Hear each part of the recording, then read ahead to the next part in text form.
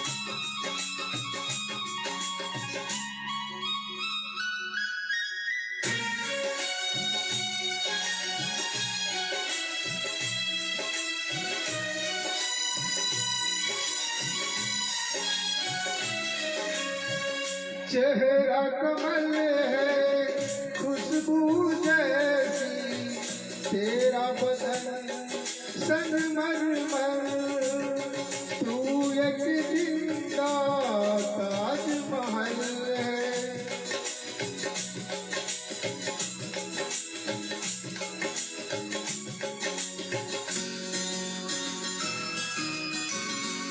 चेहरा कमल है, बातें गजल है, खुशबू जैसी तू चंचल है। तेरा बदन है संगमरमर, तू एक जिंदा ताजमहल है।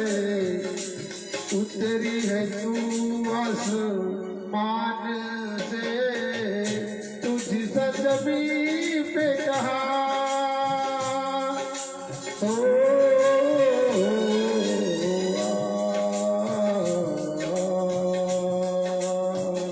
प्यार हमारा अमर रहेगा।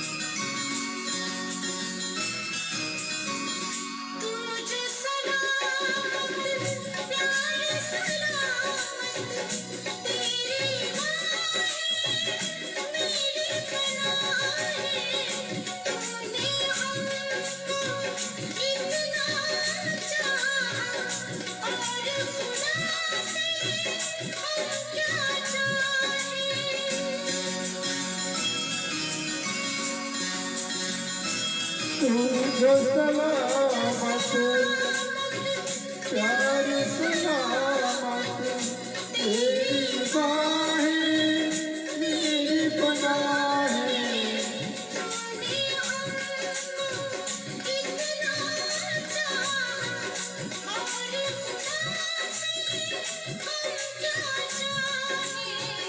नाम वफा तुझसे है जिंदा, तुझ पे है जान।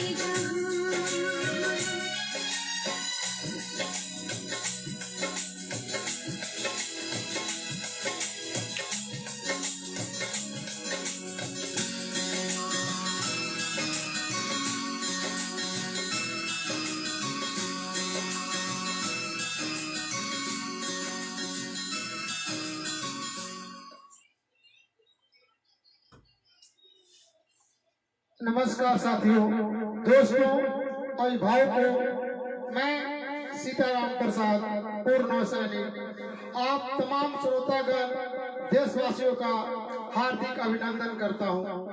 नया वर्ष आप सबों के जीवन में नया सवेरा लेकर आए तथा आपका शारीरिक, मानसिक, आर्थिक कठिनाइयां किसी रात के घनघोर अंधेरे में खो जाए एवं जीवन में मानसिक, आर्थिक, शारीरिक प्रसन्नता मिले, ऐसा मैं भगवान से प्रार्थना करता हूँ। साथियों, आज का मैं जो विषय लिया हूँ वो विषय है जीवन के झरोखे। जीवन के झरोखे से साथियों, जीवन में खुश रहने का एकमात्र और अचूक उपाय, हाँ दोस्तों, जीवन में खुश रहने का एकमात्र और अचूक उपाय एक ही है। वो क्या है? तो वो ये है कि आप खुश रहो, खुश रहने की आदत डालो। इसके अलावा खुश रहने का न तो कोई दावा है, ना तो कोई उपाय है, ना संसाधन है, क्योंकि किसी भी चीज का कोई अंत नहीं है। और हर आदमी जो खुश दिखता है वो दरअसल खुश नहीं होता है। वो खुशी चेहरा के पीछे अपना कोई गम या दुख छिपाने की कोशिश करता है, और जो चेहरे मायूसी लेकर के घूमता है वो दरअसल अपनी सफलता को, अपने खुशी को दुनिया की नजरों से छुपाना चाहता है। क्योंकि आज के समय में लोग इसलिए दुखी नहीं होते हैं कि उनके पास फला फला संसाधन की प्राप्ति नहीं हुई हो, बल्कि वो इसलिए दुखी होते हैं कि मेरे पड़ोसी मेरे से ज्यादा खुशी है। क्यों है? मेरे से ऊंचा पड़ोसी का मकान क्यों है? मेरे से ज्यादा मशहूर मेरा पड़ोसी क्यों है? या क्यों हो रहा है? और ठीक उसी समय हम एक कम विचार करते हैं कि पड़ोसी जिस रास्ते पर चलकर तरक्की कर रहा है, मशहूर हो रहा है, हम भी उसी राह पे चलकर पड़ोसी की तरह मशहूर और तरक्की करें। बल्कि सामाजिक प्राणी के मन में पहला तरकीब ये सूझता है कि पड़ोसी के उन्नति में अड़ंगा कैसे लगाया जाए। मेरा मानना है कि बस खुश रहने की आदत डाल लो। जैसे कड़ाके की ठंड जब पड़ती है और दिन रात पड़ती रहती है, लेकिन जब सूर्य की थोड़ी सी किरण दिखाई देती है तो हम लोग सारा ठंडी, सारा जाड़ा भूल करके उस सूर्य की किरण को प्राप्त करने में अपना आनंद ढूंढ लेते हैं। और 99% उस समय ठंड का जो दुख होता है उसको हम भुला देते हैं। क्यों?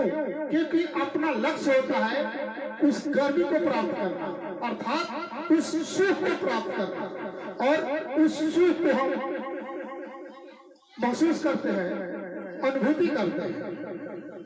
जब अचानक तेज बारिश हो जाती है, आ जाती है, तब कोई भी प्राणी, कोई भी चर प्राणी, मानव हो या पशु हो, वो अपनी पूरी ताकत लगा देते हैं कहीं आश्रय ढूंढने में।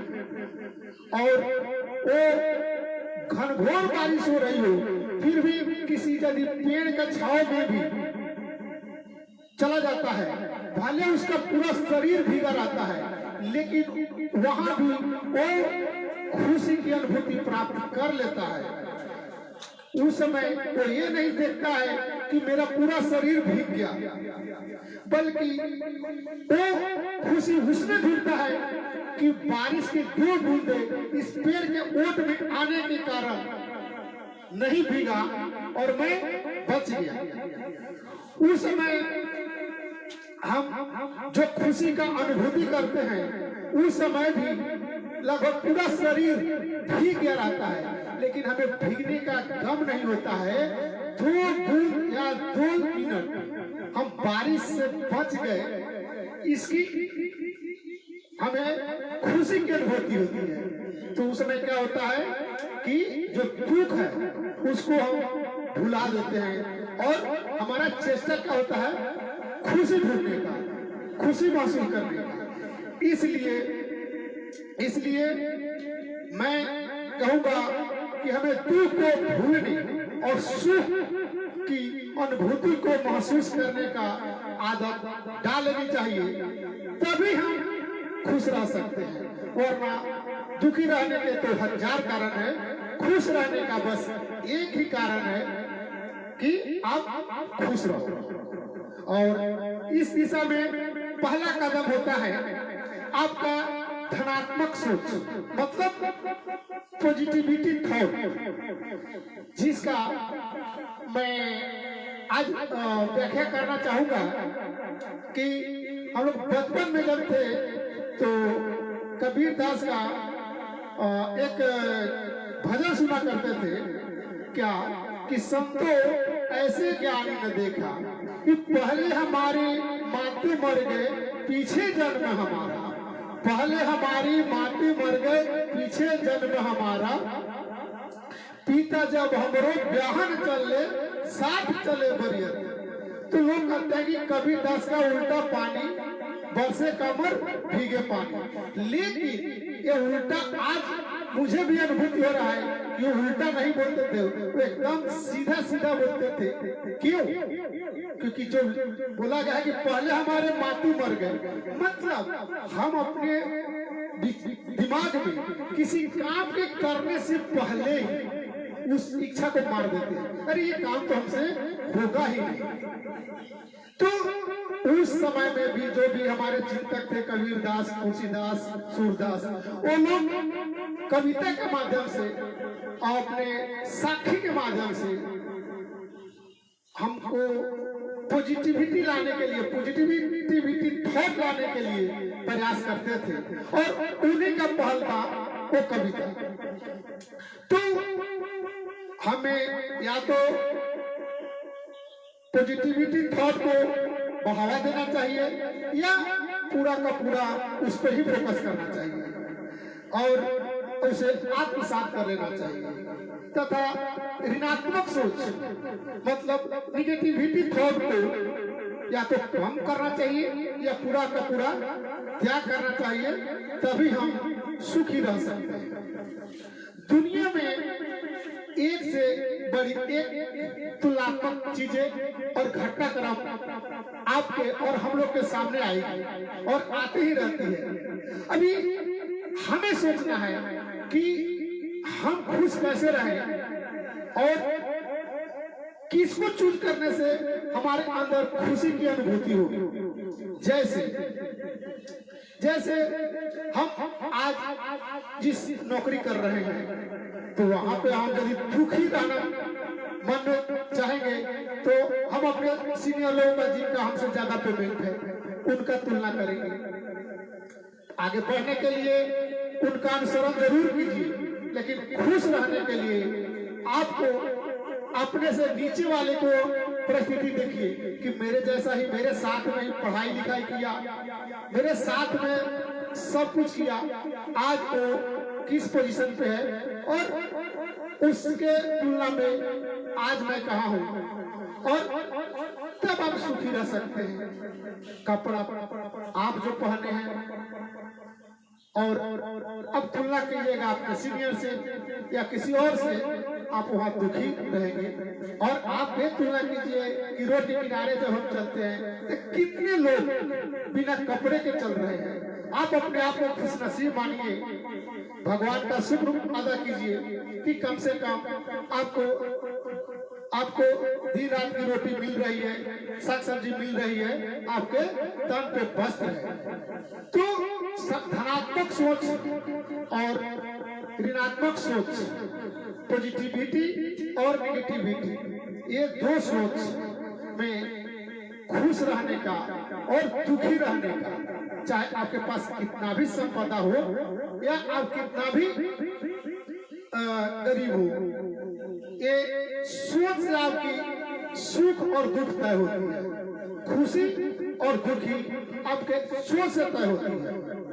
मैं तो ये कहूंगा कि यदि केवल कहने मात्र और सोचना मात्र से सुख की अनुभूति होती है, तो रात में सोने से पहले आप उन चीजों को सोचें और अपने दिमाग में पुनरावृत्ति करें जिन चीजों को पा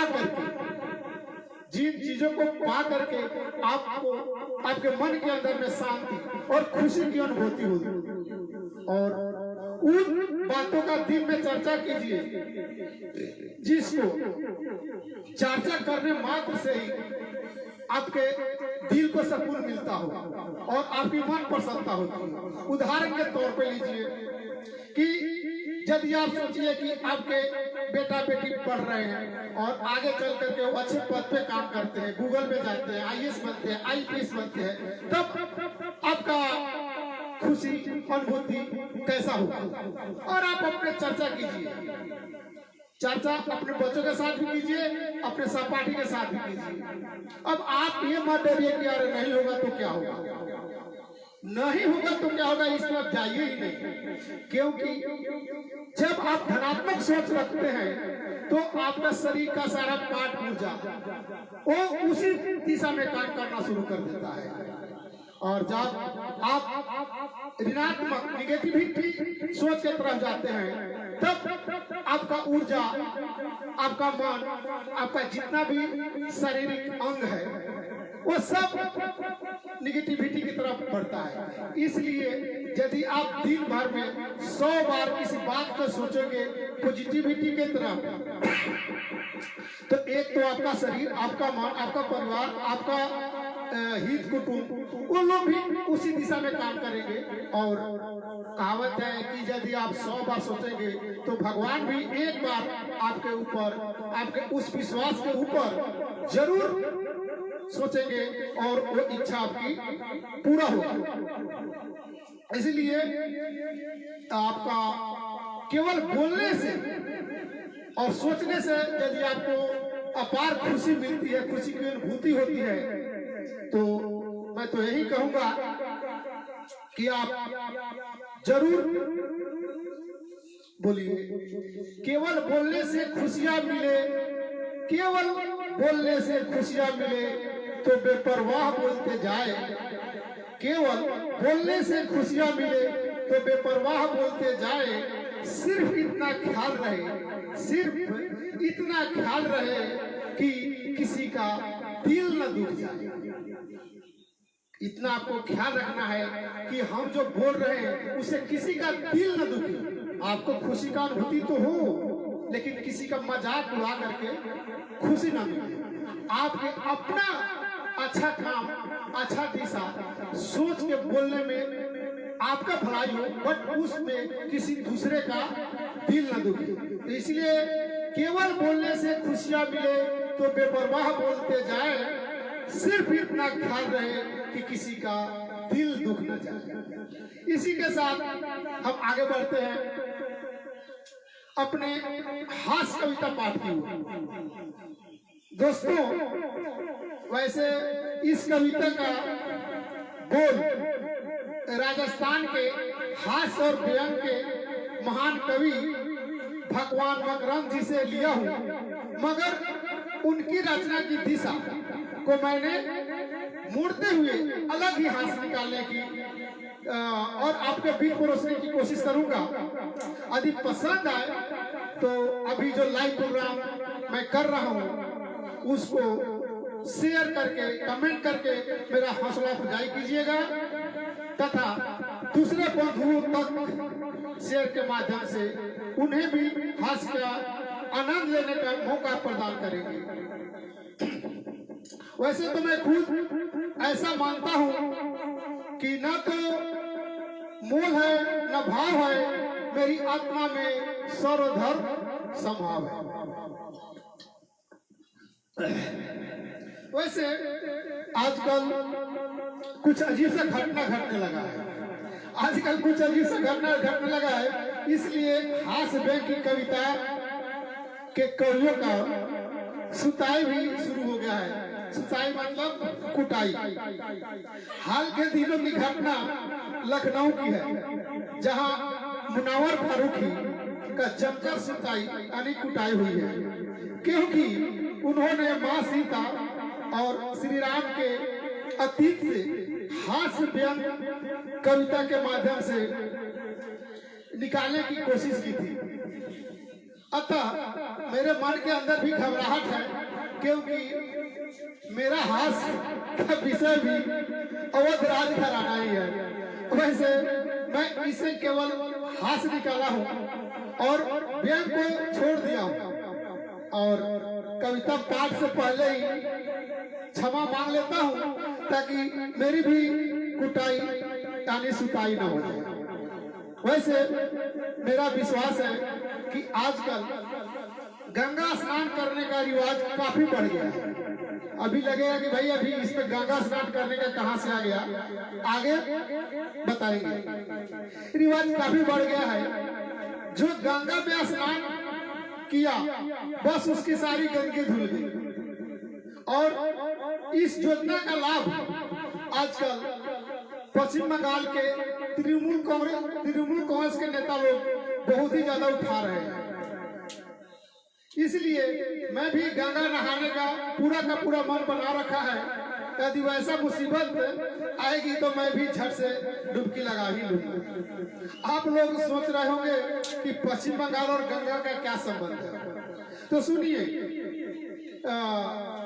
एक साल पहले शारदा चिट फंड घोटाला के मुख्य आरोपी श्री मुकुल राय जी गंगा में डुबकी लगा ली और उनकी सारी पाप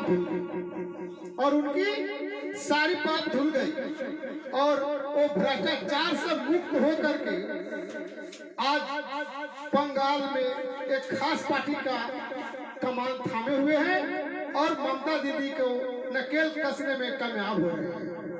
इसी कारण चुनाव नजदीक आते ही टीएमसी के कदावर नेता जिन पर भ्रष्टाचार और घोटाला के काफी सारे सबूत एक खास पार्टी के वेबसाइट पे था, लेकिन जैसे उन्होंने गंगा में डुबकी लगाई और उनके साथ साथ लगभग 10-12 टीएमसी के नेता गंगा में डुबकी लगाए, वैसे ही उनका सारा पाप धुल गया। तो मैं भी सोच रहा हूँ कि यदि ऐसा कुछ होने लगा होगा तो मैं भी गंगा में डुबकी लगा लूंगा। ऐसे क्षमा तो पहले ही मांग चुका हूँ। और उस पार्टी की खास रिवाज है कि जो गंगा में डुबकी लगाता है उसका सारा पाप धुल जाता है। तो आशा करता हूँ कि मेरा भी वैसे ही हो जाएगा। वैसे आजकल विरोध का राजनीति का आलम भी ऐसा है कि प्रधानमंत्री जी किसान को सम्मान निधि योजना का लाभ भी देते हैं, तो विपक्ष को उसमें भी परेशानी आती है और उसमें भी षड्यंत्र दिखाई देता है। मैं तो इन निकम्मों से ये कहना चाहूंगा कि यदि आप जो आज विपक्ष में बैठे हो, किसानों के 6,000 देने का षड्यंत्र अब विगत 60 साल में यदि किए होते तो मैं चाहूंगा कि प्रधानमंत्री श्री नरेंद्र मोदी जी ऐसी किसान सम्मान निधि जैसा षड्यंत्र बार नहीं वो 1000 बार करें और इन विपक्ष के मुंह पर तमाचा एक बार नहीं 100 बार, क्योंकि यदि 60 साल में ये सम्मान निधि योजना जैसा षड्यंत्र किए होते तो आज किसान की दुर्दशा ऐसी नहीं होती। अरे भाई, हद तो तब हो गए जब देश हित में कोरोना टीका का राजनीतिक फायदा उठाने के लिए नेताजी बहिष्कार करते हुए बोल डाला कि ये तो बीजेपी का टीका है, इससे तो मैं नहीं लगा रहा। भाई ये तो हद हो गई।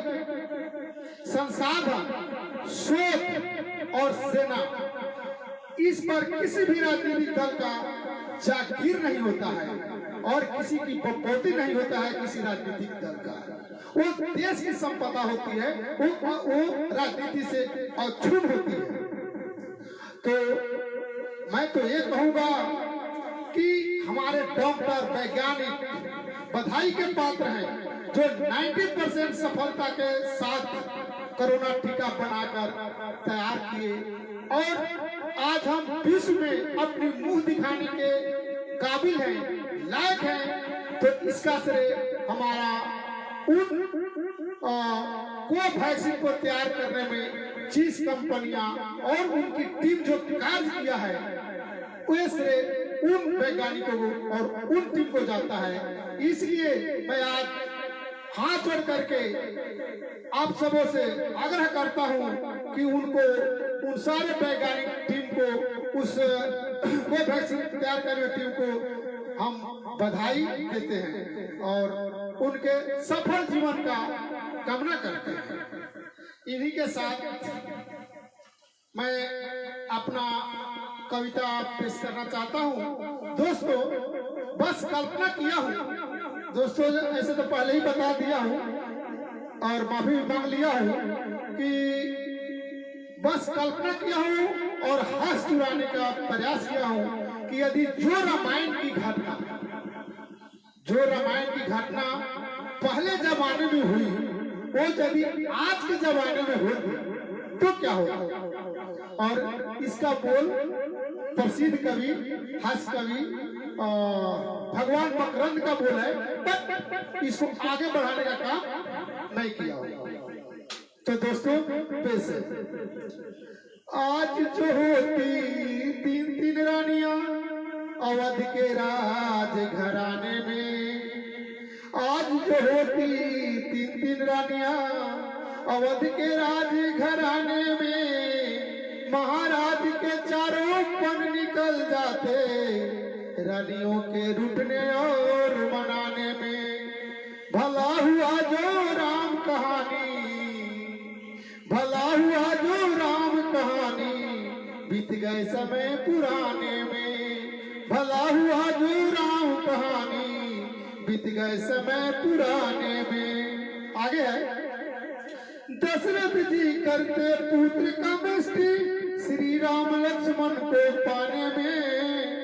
पंडित जी खाली कर देते खजाना, पंडित जी खाली कर देते खजाना, हवन कुंड जलाने में। भला हुआ जो राम कहानी, भला हुआ जो राम कहानी, बीत गए समय पुराने में। भला हुआ जो राम कहानी, बीत गए समय पुराने में। राम लक्ष्मण का जन्म जो होता, श्री राम लक्ष्मण का जन्म जो होता, केवल जग का खीर खाने में। राम लक्ष्मण का जन्म जो होता, केवल जग का खीर खाने में। आज डॉक्टर वैद्य की सामत आ जाती, डॉक्टर वैद्य की सामत आ जाती 2 रुपया कमाने में। डॉक्टर वैद्य की सामत आ जाती ये 2 रुपया कमाने में। और गुरु माता की जीवन निकलता, और गुरु माता की जीवन निकलता केवल खीर बनाने में। अच्छा हुआ जो राम कहानी, अच्छा हुआ जो राम कहानी, बीत गए समय पुराने में। अच्छा हुआ जो राम कहानी, बीत गए समय पुराने में। तो राम लखन करते कौतूहल, राम लखन करते कौतूहल, भरत शत्रुघ्न को खिलाने में। माँ के कई जल भुन राख हो जाती भरत को समझाने में। माँ के कई जल भुन राख हो जाती, माँ के कई जल भुन राख हो जाती भरत को समझाने में। और मथुरा चुपके से डंडे मारती श्री राम लक्ष्मण को हटाने में। अरे भला हुआ जो राम कहानी, भला हुआ जो राम कहानी, बीत गए समय पुराने में, भला हुआ जो राम कहानी, बीत गए समय पुराने में। तो दशरथ जी वनवास जो भेजते, दशरथ जी वनवास जो भेजते, माँ कैकेयी के बहकावे में, माँ कौशल्या कर देती आमरण अनशन, फैसला पलटवाने में। माँ कैकेयी माँ कौशल्या कर देती आमरण अनशन, फैसला पलटवाने में। श्री राम के बाण चल जाते, श्री राम के बाण चल जाते, धर्म अधर्म बताने में। भला हुआ जो राम कहानी, भला हुआ जो राम कहानी, बीत गए समय पुराने में। भला हुआ जो राम कहानी, बीत गए समय पुराने में। आगे है कि आज जो लक्ष्मण जीत करते, आज जो लक्ष्मण जीत करते, राम के साथ वनवास जाने में। उर्मिला दायर कर देती मुकदमा, उर्मिला दायर कर देती मुकदमा किसी बगल के थाने में। उर्मिला दायर कर देती मुकदमा किसी बगल के थाने में। लक्ष्मण जी की सारी उम्र निकलती, लक्ष्मण जी की सारी उम्र निकलती, अदालत के चक्कर लगाने में। अच्छा हुआ जो राम कहानी, अच्छा हुआ जो राम कहानी, बीत गए समय पुराने में। अच्छा हुआ जो राम कहानी, बीत गए समय पुराने में। आज होती सुपनखा, सॉरी वैसे सुपनखा बहुत ही सुंदर थी, और सुंदरता के पीछे तो किंग कर्तव्य विमुख हुए। यूं कह सकते हैं कि जाल में फंसे क्या रावण, क्या विश्वामित्र, क्या इंद्र, सभी सुंदरता के जाल में फंसे। तो सुंदरता के सभी कायल, क्या देवता क्या दानव, सुंदरता के सभी कायल, क्या देवता क्या दानव, इनके चंगुल में सभी आए, क्या ऋषि क्या मानव।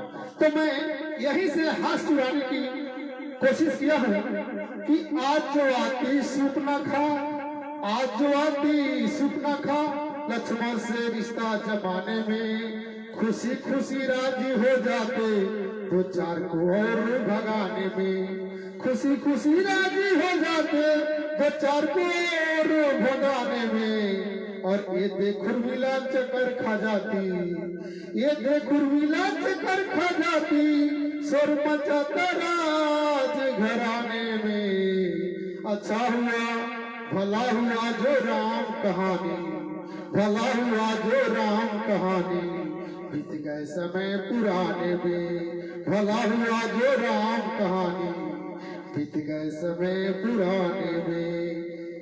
इन्हीं प्रस्तुति के साथ आपसे विदा लेता हूँ। जय हिंद, जय भारत, धन्यवाद।